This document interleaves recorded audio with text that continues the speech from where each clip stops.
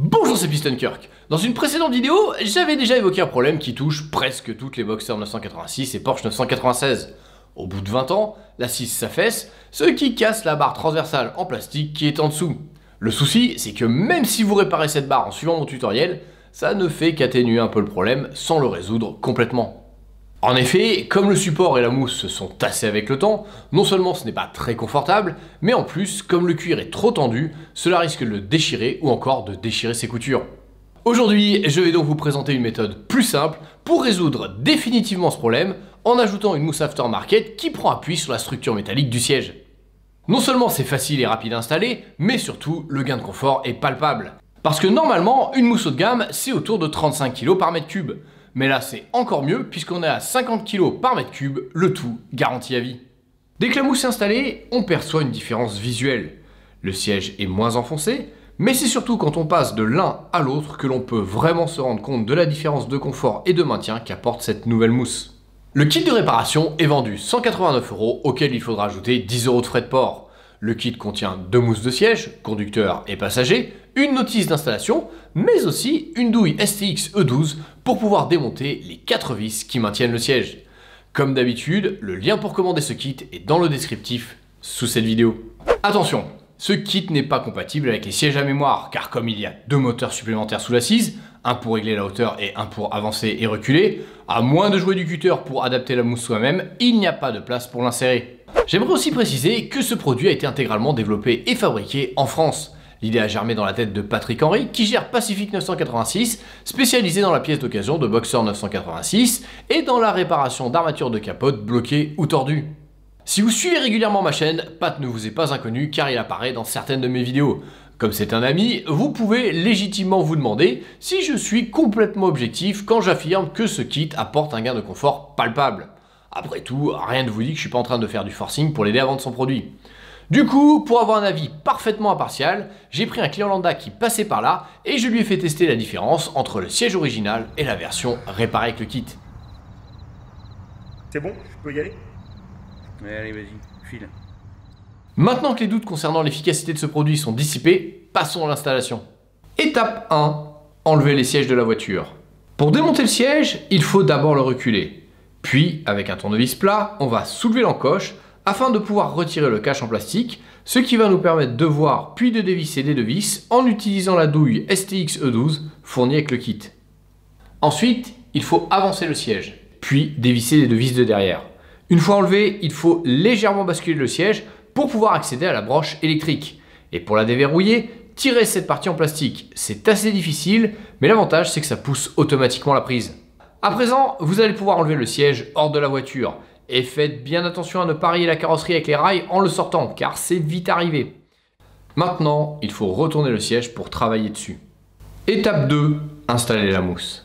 J'ai pris 2 exemples pour illustrer tous les cas de figure. Soit vous avez un siège avec une natte souple, soit avec une armature métallique qui a l'avantage de se détendre un peu moins. Mais quel que soit le système, le problème est le même, ça s'affaisse avec le temps.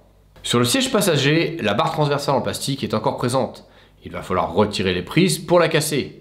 Sur le siège conducteur, la barre en plastique s'est cassée toute seule à cause du poids de la personne qui reposait dessus. On va travailler sur le siège qui a encore sa barre transversale en plastique. Commencez par déclipser les prises qui sont fixées dessus en tirant tout en tournant d'un quart de tour. Ensuite, avec une pince coupante, on coupe les serre-flex qui maintiennent le câble à l'armature de l'assise afin que la mousse puisse passer et surtout qu'elle n'appuie pas sur le câble. Maintenant que les prises sont enlevées, on va utiliser une pince pour casser la barre transversale en plastique en effectuant un mouvement de rotation pour que la cassure soit nette et se fasse à la base de l'assise. Il faut que la cassure soit plate et qu'il n'y ait aucun bout de plastique saillant qui risque de déchirer la nouvelle mousse. À présent, on va retirer la partie en cuir. Avec une pince, tirez le clips de verrouillage blanc, puis avec un tournevis plat, déclipsez les crochets. Faites la même chose de l'autre côté afin de désolidariser la mousse de l'armature métallique du siège. Pour nous faciliter les choses, on va déboîter les 2 crochets en les tournant légèrement. Avec un tournevis plat, il faut enlever la poignée qui sert au réglage de la hauteur du siège. Allez-y progressivement par petits mouvements de droite à gauche le long de l'axe. On doit maintenant retourner le siège pour le reposer sur ses rails. L'axe de la poignée nous empêche de soulever l'assise. Il faut d'abord tirer le flanc vers l'extérieur pour passer par-dessus cet axe. Ensuite, il est très facile de soulever l'assise par l'avant du siège. Pour insérer la mousse, il faut que le logo soit orienté vers le haut et la partie fine soit orientée vers l'arrière du siège. Mettez votre pied sur un des rails du siège pour le maintenir, puis soulevez l'assise et enfin glissez la mousse au fond en prenant appui sur la tige centrale. Pour finir, baissez l'assise pour la reclipser. Voici maintenant la même opération vue par en dessous afin que vous puissiez bien voir comment positionner le câble électrique pour qu'il ne vous gêne pas. N'oubliez pas de remettre les deux attaches blanches. Une fois clipsées, poussez la goupille de verrouillage. Avant de remettre la poignée de réglage de hauteur, prenez bien le temps de tester si tout est OK. Et si c'est le cas, remboîtez la poignée dans son axe.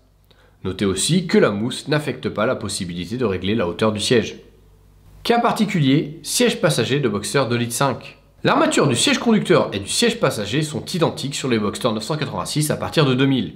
Mais malheureusement, sur les premières 2,5 litres, de 1996 à 1999, le siège passager n'avait pas de réglage de hauteur. La structure métallique est donc différente. En théorie, cette mousse n'est pas prévue pour le siège passager d'une 2,5 litres, car sur le siège conducteur, il y a une tige supplémentaire ici, qui n'est pas présente sur le siège passager des 2,5 litres. Cela dit, j'ai quand même voulu tester. La première bonne surprise, c'est que la forme de la mousse semble malgré tout s'adapter assez bien et retrouve des appuis similaires. La barre longitudinale étant évasée vers l'arrière, la mousse a du coup un appui plus large qui compense relativement bien l'absence de barre transversale présente sur le siège conducteur. Grâce à cette forme évasée et au fait que la mousse est très dense, quand on s'assoit dessus, on ne sent pas vraiment la différence entre le siège conducteur et le siège passager. Eh bah tu sais quoi, ça marche hein. Au final, comme vous avez pu le voir, c'est une solution facile et rapide à installer qui préservera vos lombaires sur les longs trajets. Allez, à la prochaine!